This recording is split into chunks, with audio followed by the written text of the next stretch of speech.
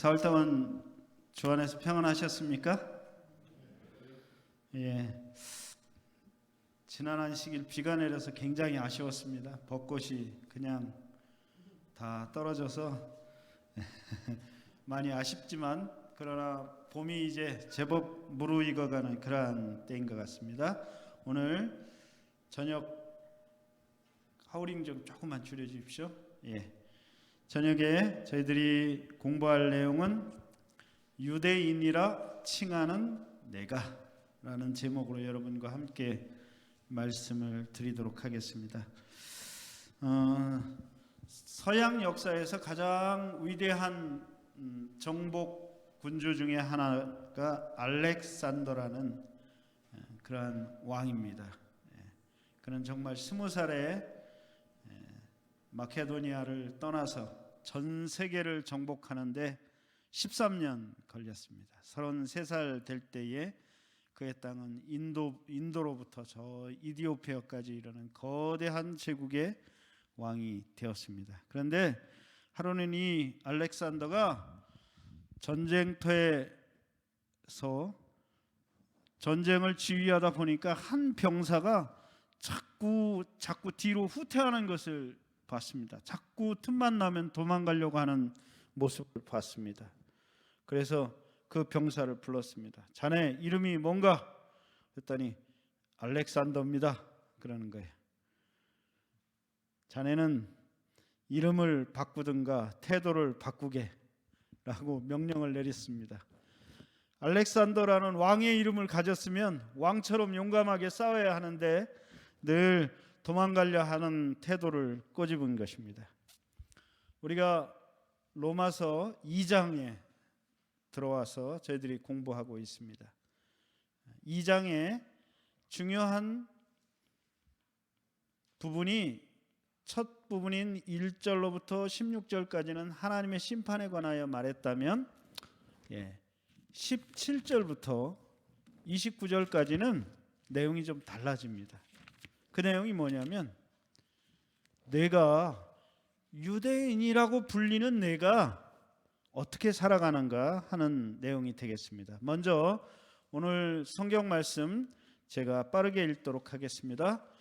유대인이라 불리는 내가 율법을 의지하며 하나님을 자랑하며 율법의 교훈을 받아 하나님의 뜻을 알고 지극히 선한 것을 분간하며 맹인의 길을 인도하는 자요 어둠에 있는 자의 빛이요 율법에 있는 지식과 진리의 모분을 가진 자로서 어리석은 자의 교사요 어린아이의 선생이라고 스스로 믿으니 그러면 다른 사람을 가르치는 내가 내 자신은 가르치지 아니하느냐? 도둑질하지 말라 선포하는 내가 도둑질하느냐? 간음하지 말라 말하는 내가 간음하느냐? 우상을 가증히 여기는 내가 신전 물건을 도둑질하느냐? 율법을 자랑하는 내가 율법을 범함으로 하나님을 욕되게 하느냐? 기록된 바와 같이 하나님의 이름이 너희 때문에 이방인 중에서 모독을 받는도다. 내가 율법을 행하면 할례가 유익하나 만일 율법을 범하면 내 할례는 무할례가 되느니라. 그런즉 무할례자가 율법의 규례를 지키면 그 무할례를 할례와 같이 여길 것이 아니냐. 또한 무할례자가 율법을 온전히 지키면 율법 조문과 할례를 가지고 율법을 범하는 너를 정죄하지 아니하겠느냐. 무릇 표면적 유대인이 아니요 표면적 육신의 할례가 할례가 아니니라.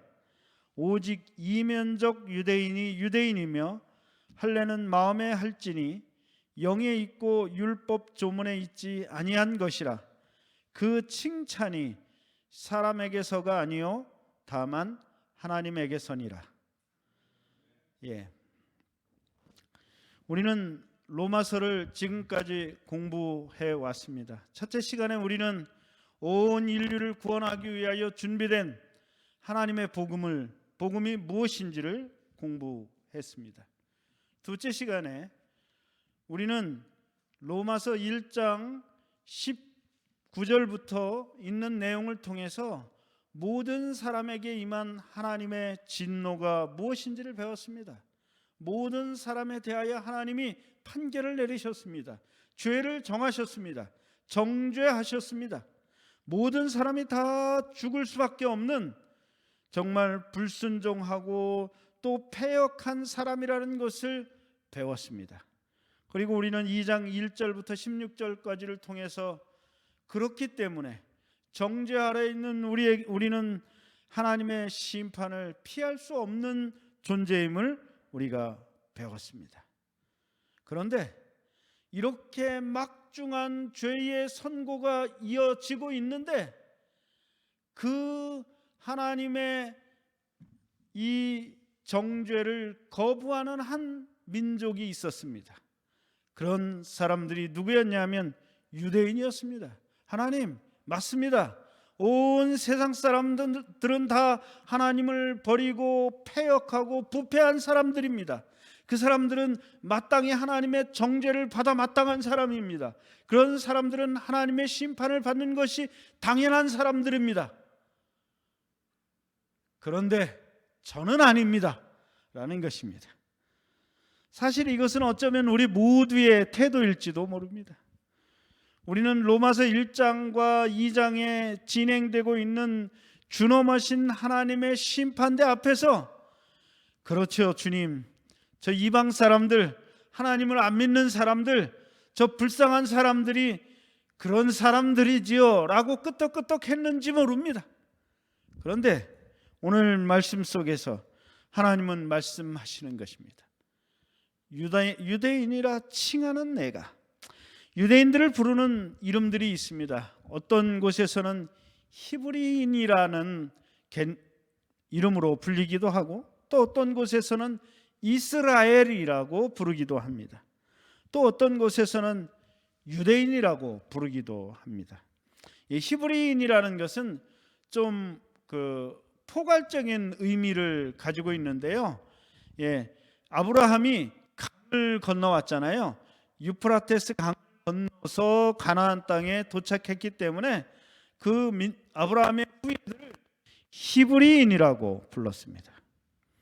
그리고 이제 이스라엘이라고 부르는 것은 야곱의 후예로서 국가적인 개념으로 주로 많이 쓰입니다. 이스라엘 나라, 이스라엘 국가라는 개념으로 많이 쓰이고요.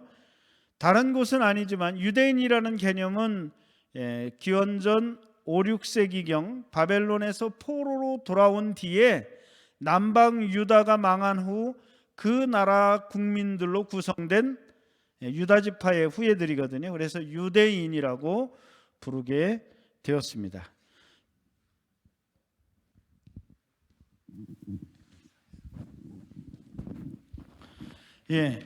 그런데 로마서에서 유대인의 개념은 좀 다릅니다. 그것은 혈통적인 유대인이라는 개념보다는 유대인은 좀 더 다른 의미를 가지고 있는데 로마서나 바울의 책 속에서 유대인이라는 개념은 이방인, 헬라인 혹은 야만이라고 대표되는 이방인과는 대조가 되는 반대편에 서 있는 하나님의 선택받은 백성, 하나님의 백성, 선민이라는 개념으로 많이 쓰이게 됩니다.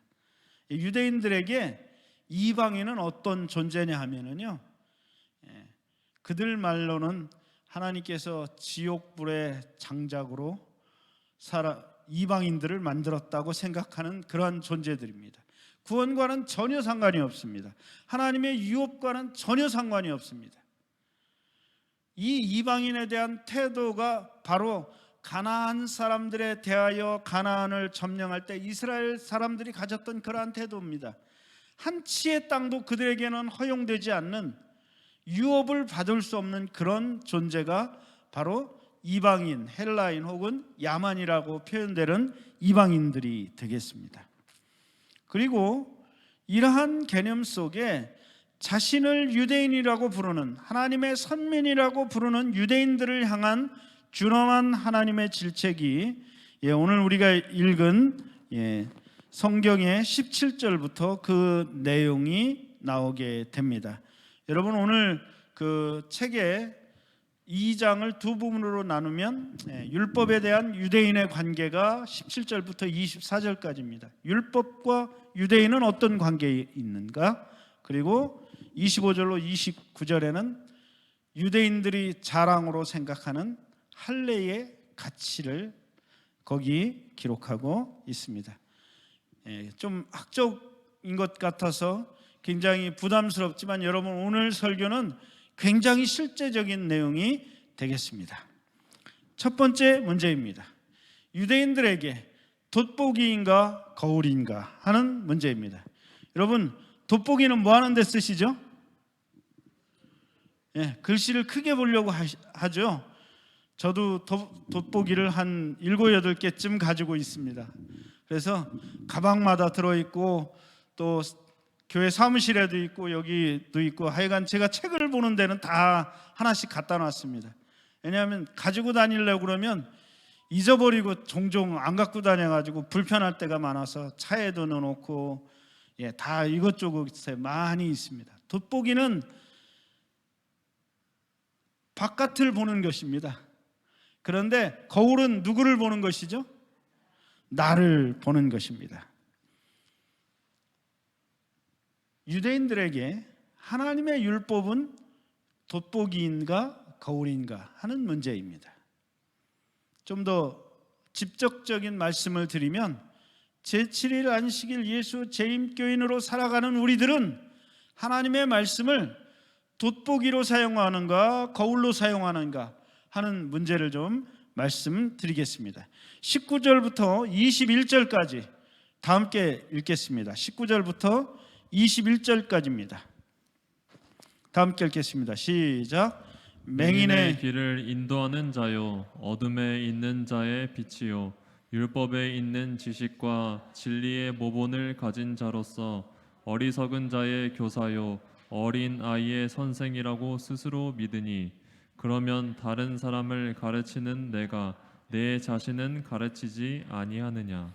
유대인이라 칭하는 내가 스스로를 맹인의 길을 인도하는 자요, 어둠에 있는 자의 빛이요, 율법에 있는 지식과 진리의 모본을 가진 자요, 어리석은 자의 교사요, 어린아이의 선생이라고 스스로 믿는 것입니다.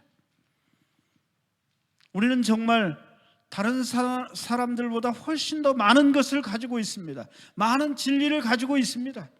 유대인들이 그랬습니다. 그들은 하나님의 말씀을 가지고 있었습니다. 그들은 하나님의 말씀을 가지고 사람들을 가르치기를 좋아하는 사람이었습니다.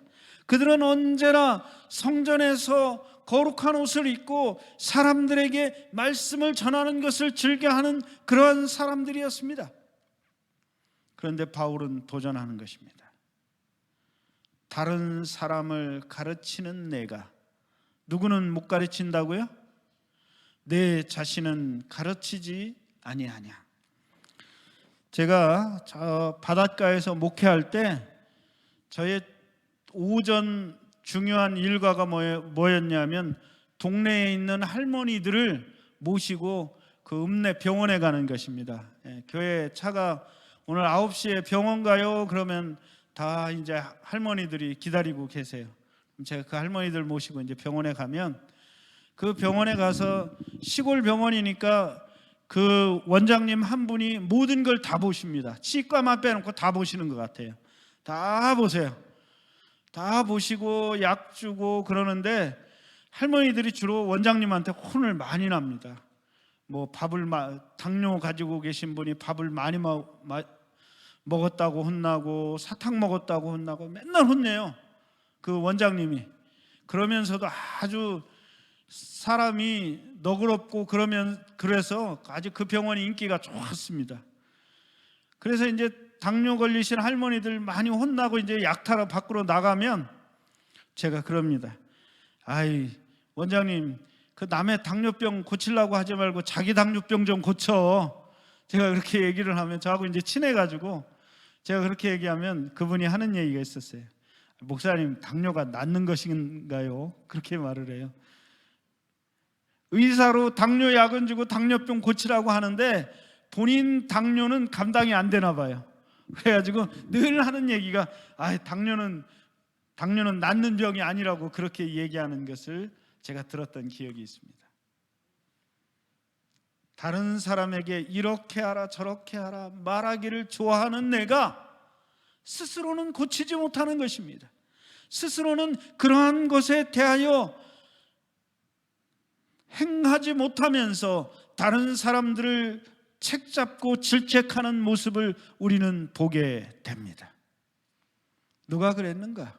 예수님 당시에 나사렛 사람들이 그랬습니다. 예수님께서 나사렛에 안식일에 회당에 들어가셨습니다. 나사렛에서 회당에 들어가신 예수님이 이사야에 있는 말씀을 펴시고 포로된 자에게 자유를, 눈먼 자에게 보게 함을, 정말 엄청난 메시아적 사명을 선포하는 말씀을 하셨습니다. 그때 시대의 소망에 있는 말씀을 보면 그 회당에 있는 사람들이 다 깊은 감동을 받았습니다. 아멘 했습니다. 그런데 문제는 그들이 그렇게 하면서 자신이 맹인이라고는 생각하지 않은 것입니다. 메시아가 자기에게는 필요 없다고 생각한 것입니다. 나는 포로된 자가 아니라고 생각한 것입니다. 그리고 다른 사람들의 허물을 찾고 가르치는 그러한 태도를 가진 사람들에게 예수님이 말씀하셨습니다. 의원아, 너를 고치라. 우리는 종종 의사처럼 다른 사람들에게 이렇게 하라 저렇게 하라 말하기를 좋아합니다. 그런데 여러분, 유대인들이 그렇게 했던 것입니다. 예수님이 뭐라고 말씀하셨습니까? 어찌하여 형제의 눈에 있는 티는 보면서 내 눈에 있는 뭐는 보지 못하느냐? 들보는 보지 못하느냐? 들보가 얼마나 큰지 아시죠? 그 어마어마한 들보를 자기 눈에 가지고 있으면서도 형제 눈에 있는 자그만 티 하나도 용납하지 못하는 것, 어쩌면 우리 모두가 그런 사람들인지도 모르겠습니다. 인도 속담에 보면 이런 얘기가 있죠. 만일 그가 그의 일을 끝내지 않았다면 그는 게으르다 하고, 내가 일을 끝내지 않았다면 나는 너무 바쁘고 많은 일에 눌려있기 때문이라 하고, 만일 그가 다른 사람에 관해 말하면 수다장이라고 하고, 내가 다른 이에 관해서 이야기하면 건설적인 비판을 한다고 하고, 만일 그가 자기 관점을 주장하면 고집장이라고 하고, 내가 그렇게 하면 개성이 뚜렷해서라고 하고, 만일 그가 나에게 말을 걸지 않으면 콧대가 높다고 하고, 내가 그렇게 하면 그 순간에 복잡한 다른 많은 생각을 하고 있기 때문이라고 하고, 만일 그가 친절하게 하면 나로부터 무엇을 얻기 위해 그렇게 친절하다 하고, 내가 친절하면 그것은 내 유쾌하고 좋은 성격의 한 부분이라 하고. 맨 밑에 줄을 한번 같이 읽어볼까요? 시작. 그와 내가 이렇게도 다르다니 얼마나 딱한가. 어쩌면 우리가 그런지 모르겠습니다.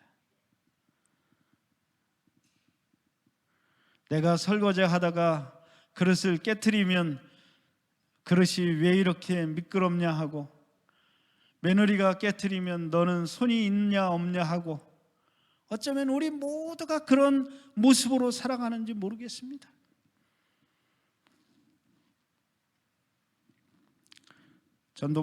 복음전도 212쪽에 보면 이런 말씀이 있습니다.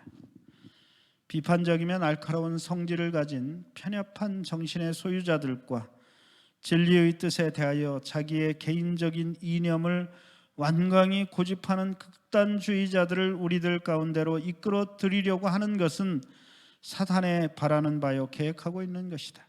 저들은 가혹하게 될 것이며 엄격한 의무들을 강요하려고 애쓸 것이며 심판과 자비와 하나님의 사랑 등 율법의 중대한 문제들에 관하여 등한히 하는 반면에 부수적인 문제들에 대해서 헛된 시간을 낭비할 것이다. 여러분, 종종 우리는 너무나 작은 문제에 집착하여 큰 것을 잃어버릴 때가 많이 있습니다. 교회에서 신발을 신을 것이냐 신지 않을 것이냐, 그거 갖고도 교회가 오랫동안 어려움에 쌓이는 교회들도 있고요. 여러분, 교회에서 기타를 치는 것이 가하냐 가하지 아니하냐 가지고 정말 오랫동안 많은 시간을 들여서 다퉜습니다. 그런데 정말로 우리에게 필요한 것은 무엇일까요? 그보다 더 중요한 하나님의 사랑과 하나님의 자비하심이 어떻게 사람을 구원하는지, 어떻게 이 교회를 주님이 원하시는 교회로 만들지에 대하여 저희들이 더 많은 관심을 가져야 하지 않겠습니까? 여러분들이 성경을 통하여 확인하고 읽은 성경의 문제들을 나를 향하여 적용하는 거울로 사용할 때 우리 교회는 훨씬 더 다양하고 훨씬 더 헌신적인 성도들이 하나가 되고 연합되는 놀라운 역사가 있게 될 것임을 기억하시기를 간절히 바랍니다.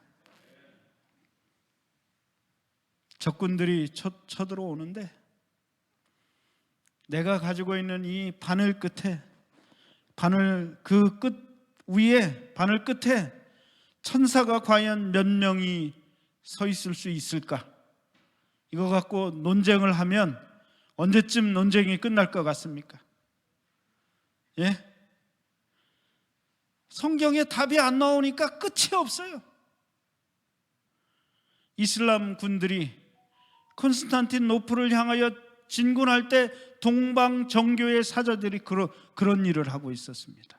바늘 위에 천사가 몇 명이나 올라갈까? 몇 명 올라갈까요? 모릅니다. 저한테 그런 질문을 하는 분들이 계셔요. 목사님, 하늘나라 가면 화장실 갑니까? 안 갑니까? 정답이 뭘까요? 모릅니다. 어떻게 알아요?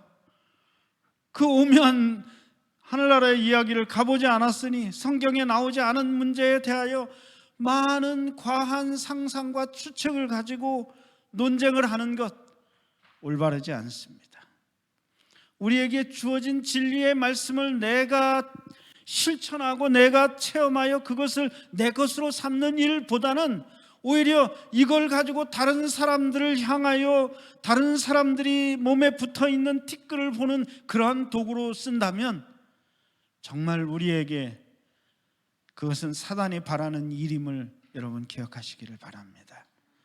저는 우리 모든 성도님들이 말씀을 통하여 확인한 진리들을 나의 삶을 통하여 먼저 실천하시는 그러한 성도님들이 되시기를 간절히 바랍니다. 이런 사람들에 대하여 말만 하고 행하지 않는 사람들이라고 했습니다. 여러분, 유대인들은 그런 사람들이었습니다. 엄마 개가 아기 개에게 말합니다. 얘야, 똑바로 걸어라. 엄마, 똑바로 어떻게 걸어요? 이렇게 걸어야지. 어떻게 해요? 이렇게 걸어야지. 그런데 걷지 못하는 것입니다. 유대인들이 그랬습니다. 21절부터 23절까지 함께 읽어보겠습니다. 다 함께 읽겠습니다. 시작. 도둑질하지 말라 선포하는 내가 도둑질하느냐? 간음하지 말라 말하는 내가 간음하느냐? 우상을 가중히 여기는 내가 신전 물건을 도둑질하느냐? 율법을 자랑하는 내가 율법을 범함으로 하나님을 욕되게 하느냐? 유대인들은 언제나 실천보다 말이 풍성했습니다. 그들은 하나님의 것을 도둑질하고 분명히 성경에 나와 있는데 절대로 형제들에게 이자를 받지 말라고 했잖아요. 그런데 그 사람들은 유대인들의 가장 중요했던 치부의 방법이 뭐였는지 아십니까? 고대 역사를 통해서, 중세 역사를 통해서 고리대금업입니다. 베니스 상인에 나오는 샤일록의 직업이 뭐예요? 고리대금업입니다. 그들은 정말 그렇게 얘기했습니다. 간음하지 말라 하는데 간음하고, 율법을 자랑하는 사람들이 율법을 범함으로 하나님을 욕되게 하는 사람이었습니다. 그래서 마태복음 23장 3절로 7절에 보면 예수님께서 이 땅에 오셔서 바리새인들에 대하여 아주 엄격한 저주를 선언하십니다. 그들의 삶에 대하여 예수님이 이렇게 얘기합니다. 그들은 말만 하고 행하지 아니하며, 그들은 화려한 말의 잔치를 벌일 줄 아는 사람들이었습니다. 그러나 그들은 몸으로 주어진 말씀을 순종하는 법을 잊었던 사람들이었습니다. 이렇게 말만 하고 행동하지 않는 것을 위선이라고 합니다. 또한 성경에 그것을 예수님은 외식이라고 정죄했습니다. 성경이 말하는 외식은 무엇이죠? 외식, 무슨 뜻일까요? 외식.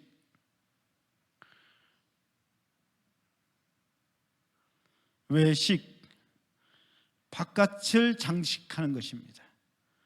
바깥을 장식하는 것입니다. 마치 회칠한 무덤 같습니다. 바깥에 우리나라는 물론 봉분을 만들지만 대만에 가면 대만 무덤들이 굉장히 화려합니다. 집처럼 지어놓습니다. 아주 고급 무덤은 에어컨까지 달아놓습니다. 무덤에다.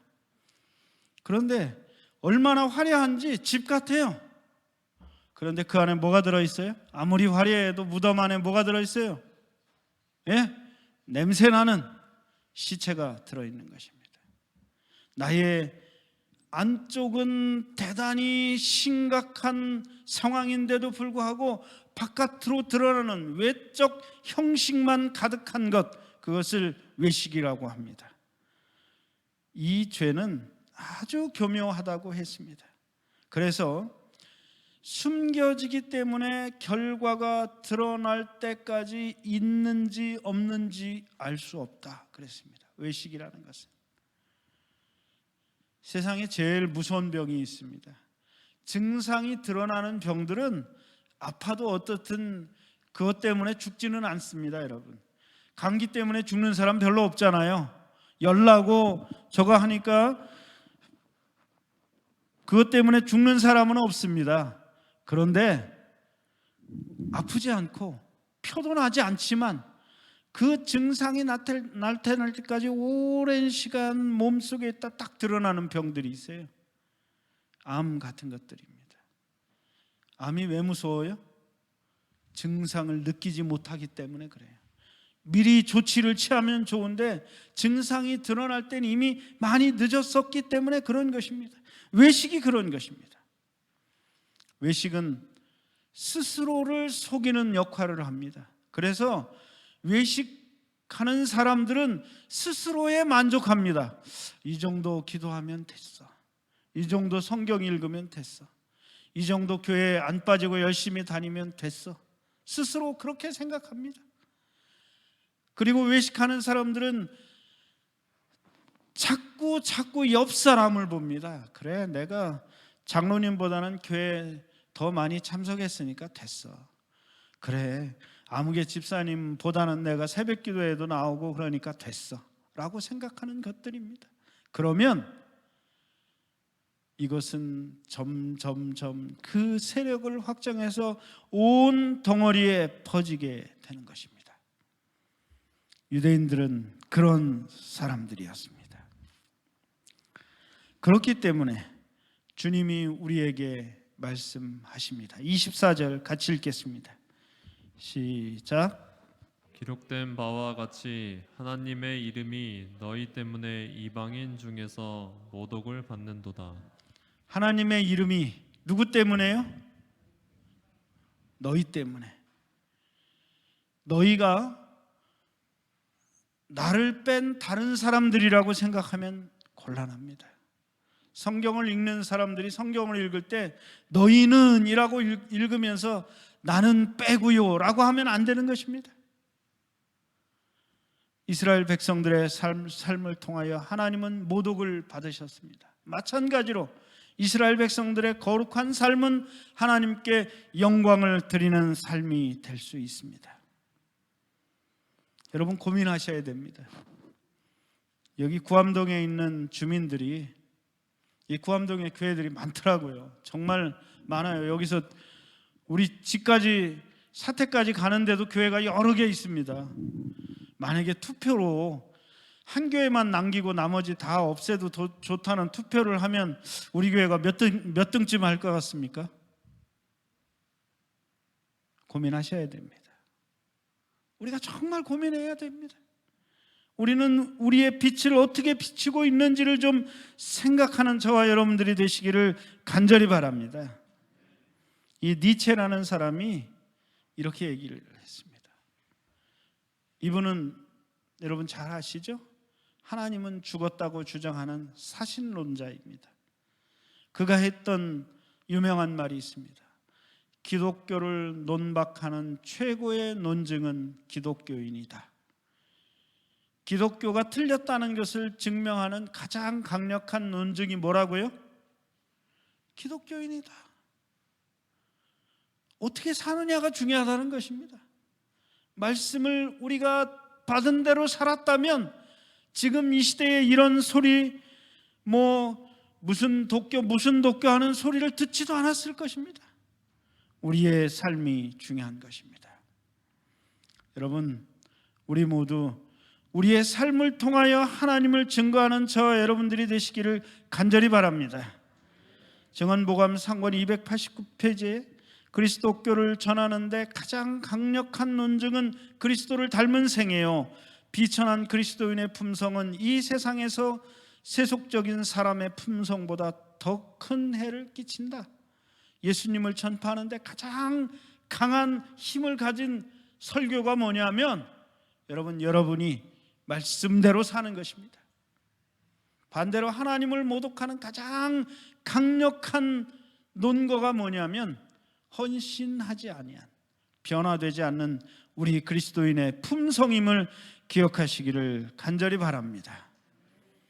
유대인들에게는 그럼에도 불구하고 믿는 구석이 있었습니다. 거기에 뭐냐면 마음에 그들이 받은 할례였습니다. 그래, 할례를 받은 우리는 하나님의 선택받은 백성이기 때문에 그럼에도 불구하고 하나님이 버리시지 않을 거야. 그런데 25절부터 29절까지 있는 말씀을 다 읽지 않고 우리 전도사님이 좀 큰 소리로 읽어주시기 바랍니다. 내가 율법을 행하면 할례가 유익하나 만일 율법을 범하면 내 할례는 무할례가 되느니라. 그런즉 무할례자가 율법의 규례를 지키면 그 무할례를 할례와 같이 여길 것이 아니냐. 또한 본래 무할례자가 율법을 온전히 지키면 율법 조문과 할례를 가지고 율법을 범하는 너를 정죄하지 아니하겠느냐. 무릇 표면적 유대인이 아니요 표면적 육신의 할례가 아니니라. 오직 이면적 유대인이 유대인이며 할례는 마음에 할지니 영에 있고 율법 조문에 있지 아니한 것이라. 그 칭찬이 사람에게서가 아니요 다만 하나님에게서니라. 유대인들이 믿고 있었던 것은 율법을 가지고 있다는 것 이외에 또 하나가 있었습니다. 그게 뭐냐면 할례입니다. 할례는 남자들의 포피를 둥글게 베어내는 그러한 것입니다. 육체의 하나님의 백성이라는 표를 가지는 것입니다. 그걸 믿고 있었는데 주님은 다른 말씀을 하는 것입니다. 내가 유대인이라고 몸에 표시를 했다고 해서 그것이 우리의 삶의 어떠한 구원에 대한 증거가 아니라는 것입니다. 심지어 유대인은 이러한 자부심을 가지고 있었습니다. 랍비 레바이라는 사람이 이렇게 얘기했습니다. 내세에 아브라함은 지옥 입구에 앉아서 할례 받은 이스라엘 사람은 한 사람도 그리로 내려가게 허락하지 않을 것이다. 그랬습니다. 유대인으로 태어났으면 무조건 다 구원을 얻을 것이다. 이렇게 얘기를 한 것입니다. 여러분, 이름이, 우리의 출신 성분이, 우리가 소속되어 있는 것이 우리의 구원을 보장한다고 생각지 마시기를 바랍니다. 우리의 구원은 다른 데 있는 것입니다. 우리는 할례를 몸에 하는 것이 아니라 성경의 할례는, 진짜 할례는 마음에 하는 것입니다. 신명기 30장 6절에 내 하나님 여호와께서 내 마음과 내 자손의 마음에 할례를 베푸사, 어디에 베풀라고요? 마음에 베푸는 것입니다. 마음에 할례를 받은 사람은 이렇게 됩니다. 마음을 다하며 뜻을 다하여 내 하나님 여호와를 사랑하게 하사 너로 생명을 얻게 하실 것이며. 여러분, 저는 초저녁잠이 굉장히 많은 사람입니다. 지금도 일만 없으면 저녁을 5시에 먹으면 5시에도 잠들 수 있고요, 7시에 먹으면 7시에 잠잘 수도 있습니다. 원하는 시간에 저녁만 먹으면 머리만 바닥에 누이면 바로 잠이 듭니다. 그런 사람이 밤 12시까지 공부하는 거 가능할까요? 불가능할까요? 불가능합니다. 저는 기숙사 생활할 때도 벌써 7시 반 되면 졸려가지고 그냥 책상에 엎드려서 자기도 하고 침대에 올라갔다가 사감 선생님에게 혼나기도 했던 사람입니다. 그런데 해야 되겠다는 의무가 아닌 좋아서 일을 할 때가 있습니다. 제가 컴퓨터를 일찍 샀습니다. 대학교 3학년 때 제가 동재 공장에서 6개월 아르바이트하며 컴퓨터를 하나 샀거든요. 그때 컴퓨터 최신식 컴퓨터, 램 2메가, 하드 40메가짜리 최신식 286 컴퓨터를 그때 샀었는데요. 우리 그때 한 아가씨가 저한테 논문을 좀 컴퓨터로 쳐달라고 그러더라고요. 그런데 여러분, 제가 그거를 치면서 밤을 꼴딱 새웠습니다. 제가 시험 공부할 때도 밤 새운 적이 한 번도 없는 사람인데 밤을 새울 수가 있었습니다. 이게 누구 거냐면 장혜경 씨 겁니다. 의무감으로는 할 수 없는 그 일을 할 수 있는 힘이 있습니다. 그게 뭐냐면 사랑하는 것입니다. 하나님의 율법을 우리가 지킬 수가 없습니다. 완전히 지킬 수가 없습니다. 그러나 그 불가능을 가능케 하는 것이 있습니다. 하나님을 사랑하는 것입니다. 마음의 할례를 받는 것은 바로 하나님을 사랑하여 그의 계명을 지키는 자가 되는 것임을 여러분 기억하게 되시기를 간절히 바랍니다. 사랑하는 마음으로 율법을 지켰다면 할례도 애굽의 종살이도 다 필요 없었을 것이라고 성경에 엘렌 화이트 우리에게 이야기하고 있습니다. 그래서 우리가 바라는 것, 그것은 하나님의 칭찬입니다. 마음의 할례를 받은 사람들이 당연히 받게 되는 것, 하나님의 칭찬입니다. 그 칭찬이 사람에게서가 아니요 다만 하나님에게서니라. 누군가의 칭찬을 받는다는 것은 행복합니다. 칭찬은 고래도 춤을 추게 한다고 그러죠. 여러분, 여러분의 배우자를 움직일 수 있는 강력한 무기가 있습니다. 그게 칭찬입니다.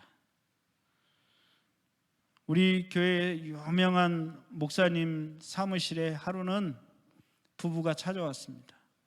목사님, 저희들 이혼하려고 왔습니다. 미국은 목사님이 이혼하는데 관여를 하시거든요. 그래서 그러냐? 왜 이혼하려고 그러냐? 둘이서 막 뭐라고 합니다. 그러냐? 알겠다. 그러면 이혼하는 건 좋은데 내가 이혼 증서를 써주겠는데 한 달 동안 내가 내주는 숙제를 하고 와라. 그러면은 내가 이혼 증서를 써주겠다. 그랬습니다. 그랬더니 그 사람들이 무슨 숙제냐고 그랬습니다. 그래서 목사님이 그랬습니다. 오늘부터 집에 돌아가서 종이에다 하루에 3가지씩 상대방을 칭찬하시오. 그랬습니다. 그랬더니 그 두 사람이 이제 얘기하기 시작합니다. 아니 뭔 칭찬을 할 게 있냐고 그랬더니 당신 남편 잘생겼습니까? 안 생겼습니까? 그랬더니 잘생겼죠. 그러니까 여자들이 꼬여서 바람이 났지요. 뭐 그럽니다. 그러니까 그런 거 쓰시라고. 그 두 사람이 집으로 돌아갔습니다. 한 달이 됐어요. 한 달이 돼서 목사님을 다시 찾아왔습니다. 목사님이 그렇게 얘기합니다. 그래 이제 내가 이혼 증서 써주겠습니다. 그랬더니 목사님 그러지 마세요. 저희들 다시 사랑하게 됐어요. 그랬답니다. 칭찬은 사람을 움직이는 강력한 무기입니다. 그런데 우리가 칭찬받는 것은 사람의 칭찬을 구하는 것이 아닙니다. 그 칭찬이 사람에게서가 아니요 다만 누구에게서라고요? 하나님에게서입니다. 여러분 우리가 이 땅에서 사람에게 칭찬받으려고 신앙생활 한다면 얼마나 힘들고 어려운지 모르겠습니다. 얼마나 우리의 삶이 어렵고 힘들지 모르겠습니다. 그러므로 우리가 하는 모든 행위가 하나님 앞에 있음을 기억하게 되시기를 간절히 바랍니다. 리뷰지에 하나님의 말씀을 따라 행하는 모든 사람에게 주의 약속은 금은보다 더 가치가 있다. 누구나 다 하나님의 자녀들로 하나님의 인정하심을 받는 것을 큰 영광으로 생각하라. 과거 우리 믿음의 선조들은 하나님께 영광 인정하심을 받는 것을 기도하며 그들의 온 인생을 주님께 드리는 데 주저하지 않았습니다. 이스라엘 사람들은 사람의 영광을 구했습니다. 사람의 칭찬을 구했습니다. 그렇게 되므로 그들은 더 형식적이고 외식에 빠지게 되었습니다.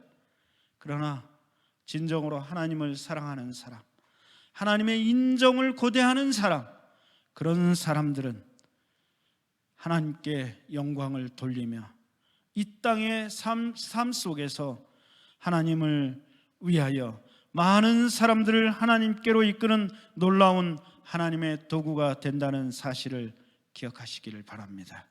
우리 모두 하나님의 칭찬을 고대하며 사시는 저와 여러분들이 되시기를 바라면서 말씀을 줄이도록 하겠습니다.